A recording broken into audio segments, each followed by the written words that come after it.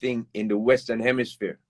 And I felt proud of that. And just to maybe our people are feel lost, or we feel like out in the open, that we connect to the music through using these sounds. So when you say that, I don't think you're wrong. I think people take it out of context. Exactly. We as Jamaican are trying to connect back to our roots when we make this music. And so I'm not gonna let the media cut that root, bro.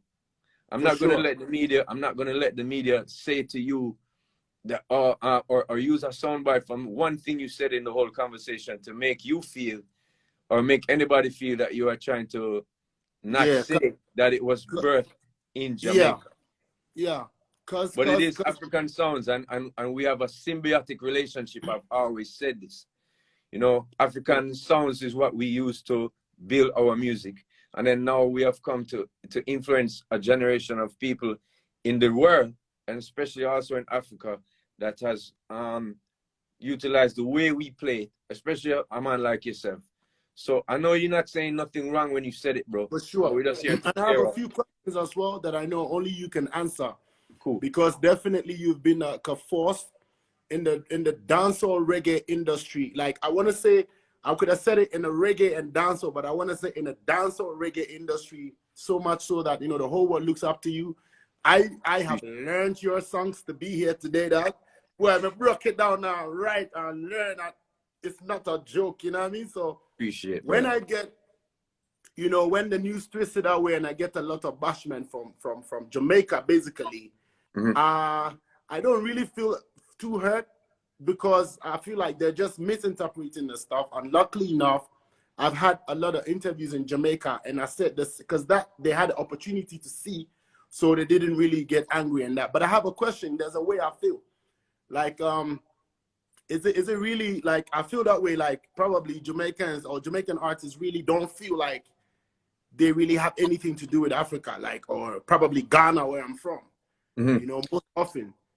You know what? I think that that's maybe a feeling that maybe out there from the Western side of thinking. You know, there's times I went to Africa and I was with, I will say, an R&B artist from the States, and we toured some places and got to see some very historic things and learned a lot.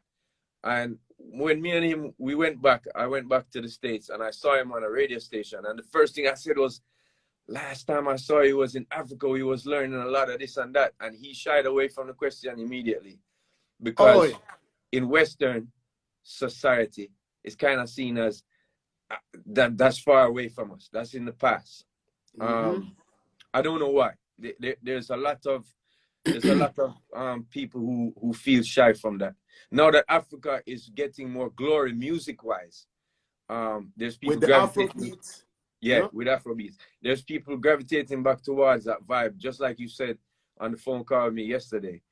And it's no fault of the people themselves. It's the system that we are all in. You know what I mean? I myself was proud to connect back to Africa and see places in Ghana, in South Africa, in Kenya, all over. I've been to 21 African countries, and you know, the vibe has always been something for me to marvel at and see the wealth. I'm not talking about money. I'm talking about people, resources. I'm talking about just the resources of and the beauty of the place. It reminds me a lot of where I come from here in this small dot called Jamaica. Now, we are proud of what we have brought to the world. We have influenced a lot of people in the world to a certain style of music. And so when you see some people push back and don't want to acknowledge the Afrocentric thing, I think it's just a part of the system of the whole time. And guess what? Another talk is like, sorry to even interrupt, like it feels like Afrobeat now is fighting reggae dancehall music to get a spot. Yeah. With the conversation sound like that. I mean, like, no, that's not the vibes. I think this is now is actually the time for us to actually bring this together. And I feel very proud, because the whole of my life, my music has actually represented for especially Jamaica. Come on, say, you know, sometimes I do even probably get some type of bashment, you know, from maybe 1 and 2 to feel like, yo, you're not a Jamaican. You know what I mean? Why you're trying to carry dancehall and reggae on top of your head like that. But I know it's the measure. And to see Afrobeats rise up to this level, I don't think a conversation should be like a competition, but I think that's what's happening. Yeah, some people feel that way. Some people feel like, oh, you know, people just going to take it away from us, like, you know, how we felt the same way in reggaeton, where it's like, but that come from what dancehall was doing. You know, when you think of all the music that has birthed in the Western Hemisphere, like jazz, like you know, reggae and dancehall, like zouk music, like music from Brazil. All of it is Afrocentric, and I hear what's his name, Fat Joe say it the other day. It's all come from Africa, and we know this.